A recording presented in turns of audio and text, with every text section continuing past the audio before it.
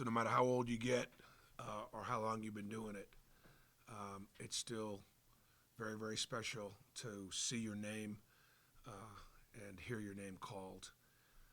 You just cannot, absolutely cannot take making this tournament for granted. Um, Question maybe why, why a 9 seed? Um, a couple things. First of all, if you look at the body of work, um, our analytics were 32 in the net, which kind of puts you in the 8 line. Um, and then all of our metrics were that or below. Um, and then might ask, well, why is that? When we, had as many losses as we did. Um, we played 6 non-conference teams that were in the field. That's the most that Auburn's ever played. And so that's by choice. So by beating Colgate and Texas Southern and Northwestern and playing Memphis and USC and West Virginia, we helped ourselves. And then we played 13 NCAA tournament teams. The most Auburn's ever played was 10. So it was a very tough schedule, which I think is very, very important. I think the other thing, in addition to that, was the fact that even in our losses, particularly at Tennessee or at Texas A&M or at Alabama, we were extremely competitive. And now with the new metrics, you do get rewarded for how you play, not just whether you win. And so, I'm very proud of the team for making the tournament, putting ourselves in this position. This team, including our summer trip to Israel, logged 31,000 miles of travel. Last year's team, for example, only logged 11,000 miles of travel. I think it's been a long year from that standpoint. The trip to Israel, the trip out to the West Coast, the trip to Cancun, the trip to West Virginia. That just there was a lot of travel, and I do think some level of fatigue, particularly as it related to how the tough places that we went to on the road and the competitive games, and these guys continue to get up off the mat and try to win. So, very pleased with getting in. Now, our first opponent in Iowa.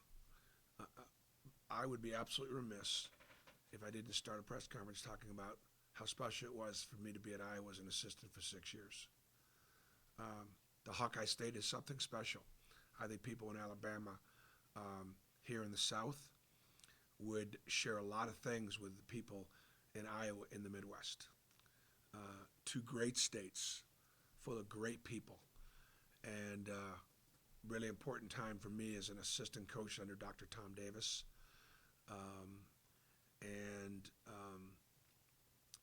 I still have some great friends there.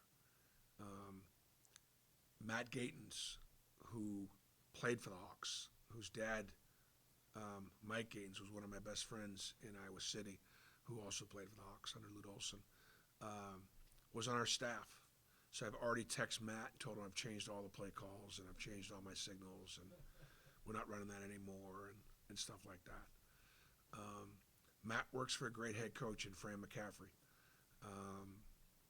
a veteran that's been there and done that, one of the most competitive, hardworking, great family man, great father, great teacher as head coach, and a brilliant offensive tactician. Iowa as a team will be one of the best offensive teams we've played. Number 3 in offensive efficiency. Number 3. They play at the 31st fastest tempo. They make 8 threes a game. They're number 8 in the country at taking care of the ball as far as their assist-turn ratio. They just don't turn it over. They get a shot up before they turn it over. 30th in the nation in assists per field goal, and they're a great offensive rebounding team. Defensively, they do a lot of different things. They're multiple in how they defend. So, just a lot of things, obviously, to prepare for. They got a great player, several great players, but one of mine, and I can't talk. I'm going to do one tomorrow before the players, just so I'll have a little bit more information on their team. But obviously, Chris Murray is a great player, and I recruited his dad, Kenyon Murray, to Iowa, and Kenyon Murray had a great career at Iowa. So there's a lot of meat there. Fourth time, I guess, in 5 years for us to make the tournament, which I think is insignificant. I've always believed in life it's easier to get it going than it is to keep it going. And so I'm glad we have this opportunity. And then finally to be able to be in Birmingham.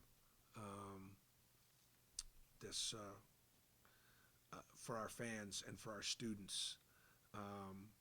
And I think it's just awesome. And so hopefully we'll get great support and see if we can have a shining moment or two.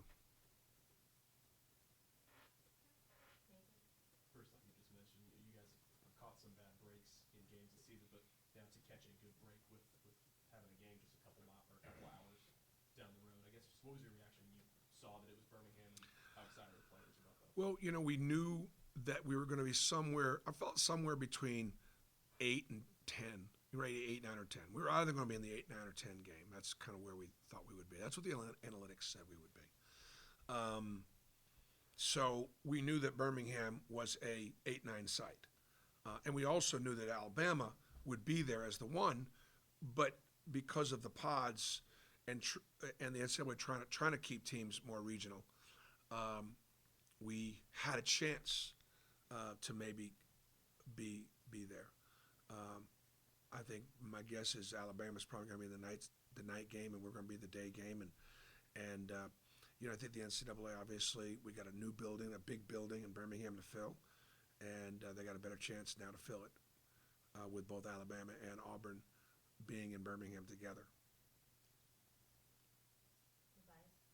Well, that kind of leads to what I was going to ask. Obviously, you guys won't match up against each other, but what significance is that for basketball in the state to have both teams playing in Birmingham? Yeah, I think it's very significant. Congratulations to Alabama being a great champion. They were the best team in our league, and they very well may be the best team in the country. And so I know that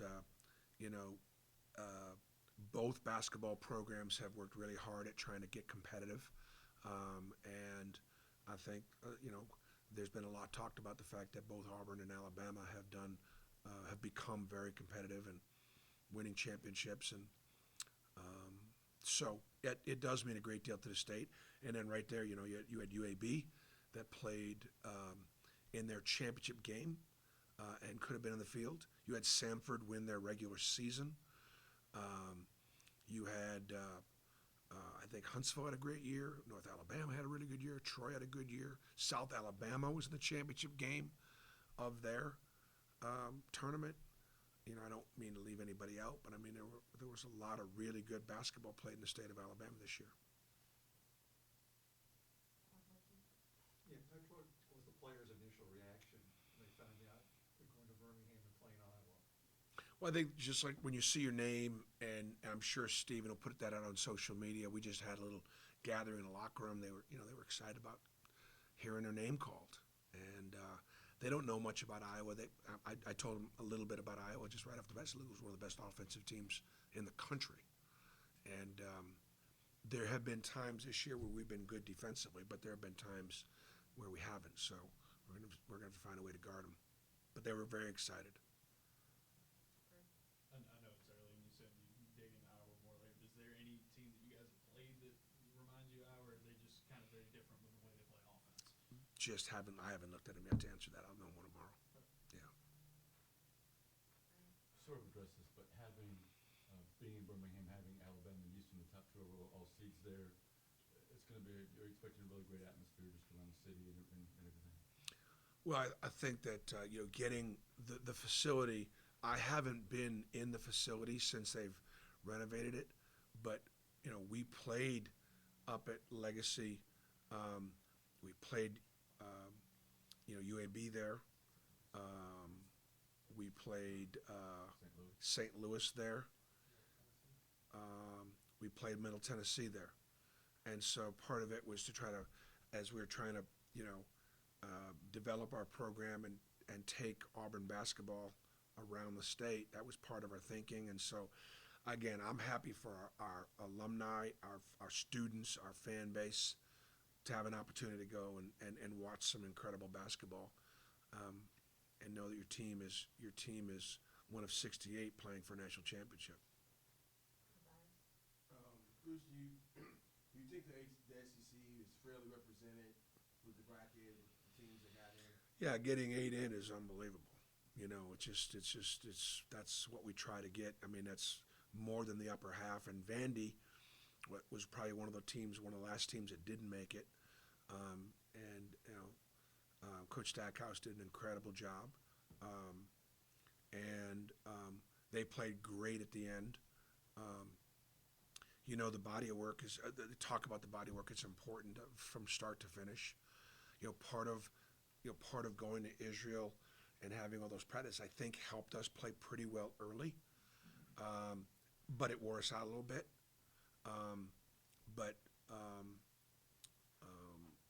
I think that clearly the league is extremely well represented.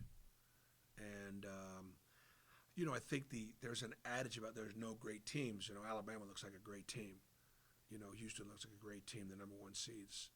Texas, Kansas. I think the guys in the 1-2 line are probably all thinking that, those are going to be your favorites. But, there are some teams all over this bracket that are capable of making a run because, so therefore we have a lot of teams in the SEC that can advance. Rich, you said at the beginning the number of non-conference teams y'all played that made the tournament. Just how important was that to for y'all to not only get in, but get in rather safely, not even near the level? Well, I think give credit to Mike Burgomaster who does our schedule, and we have always tried to play a tough schedule. And look, nobody wants to play your Texas Southerns and your Colgates because they're good enough to beat you. And many of the other teams that we play, who wants to play St. Louis? Meanwhile, St. Louis got to the Final Four of their tournament. And so, again, not being very, Bradley played the championship game of their tournament. Northwestern finished second in the Big Ten. And so while it's, kind of easy to criticize this team for losing as many games as we lost, one of the other thing that was a big factor was we were 19-3 against teams we were favored against. And that means, I can only ask the kids to do what they're capable of doing. And then can they reach up and raise the bar a little bit? And I think we demonstrated we could, not often enough, to be having been able to compete for the regular season championship. But so we're prepared. Last question, Abby. How much does it help for most of these guys that they kind of know what the routine is like now for the NCAA tournament? They were there a year ago and they kind of have an idea of what it's going to be like. I think there's they say that's an advantage, having been there, I know for me losing on Thursday, watching the games on Friday over the weekend, that wasn't any fun. And so, certainly, look, we lost to a good team in Arkansas. And Arkansas could make a run here like they did last year. So it wasn't like we stubbed our toe, but we didn't take advantage of the opportunity. And it didn't feel very good. So got an opportunity here, the road to the Final Four is very difficult, very challenging, but I think they're excited about playing. I think they're still excited about coming to practice tomorrow. We had a good workout yesterday. a hard workout. And then today we gave them off, and we'll get after it the next 2 days. Probably go to class the next 2 days, Monday, Tuesday, and then leave Tuesday after practice and head up to Birmingham. Thanks for. Thanks, Dave.